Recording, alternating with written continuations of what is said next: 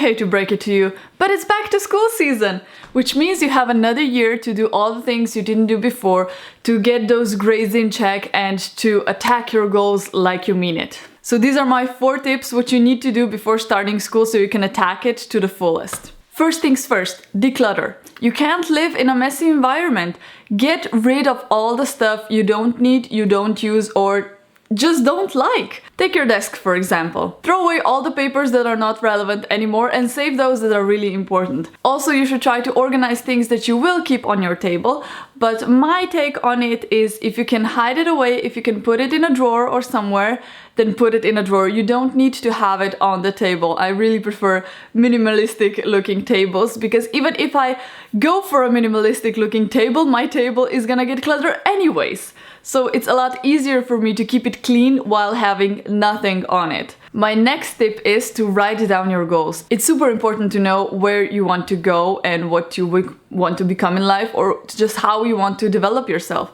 Because all the decision-making process afterwards is a lot easier because you have the end picture in mind. How I like to do my goals is just take a piece of paper or a bigger sheet of paper and just write down everything that comes to your mind that you really want to achieve.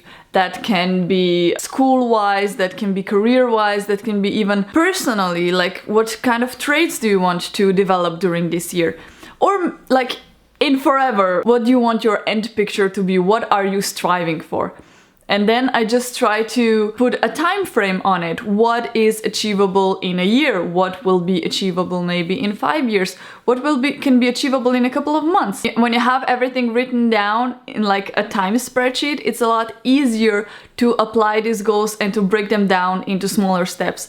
One thing that I learned works for me the best is to break down every single goal in smaller and smaller and smaller steps. Because if I know that if I want to become the world famous YouTuber, all I have to do is do 4 videos a month at this very point in time, then it becomes a lot easier to do them than if you're just like overwhelmed with everything I have to do and marketing and find collaborations and find brands to work with. It just becomes super overwhelming if you're just looking at the end result and you have no idea how to get there. And as soon as you break down that big goal that you have in mind into smaller steps, it's a lot easier to follow these goals day by day. Here we come to my next tip. Make a vision board. A vision board is a collage of pictures that visually represent your goals. It can be anything you want it to be. It can be in any style or form you like it to be. The way I did it was I just took a big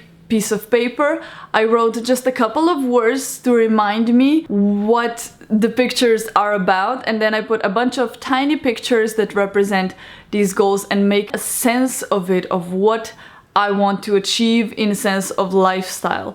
And now I just have it as wall art, and it kind of reminds me every day when I'm mindlessly scrolling on Facebook that maybe if I don't mindlessly scroll on Facebook and I do actually the stuff I said I will do today, maybe I will become one step closer to the pictures on my wall. The goal of vision board is to fill you with energy, to make you wanna go chase after your goals, and to feel grateful for all the things you already achieved. So what I like to do is connect gratitude for the things I already achieved or for the things I already have. For example, I would like to have a bigger apartment so I would have more space for my creative projects.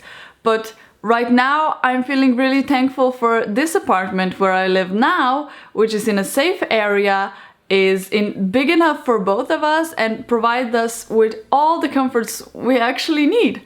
So it's like connecting these two, striving for better, being thankful for what you have, that I think brings you a lot closer to your goals.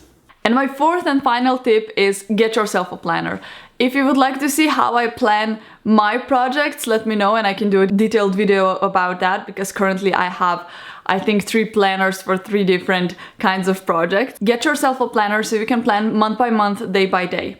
For example, the most basic thing you should do is write down all your school assignments and all your school test dates. Imagine that these dates are like a skeleton, and around them you can put all your other things you want to do.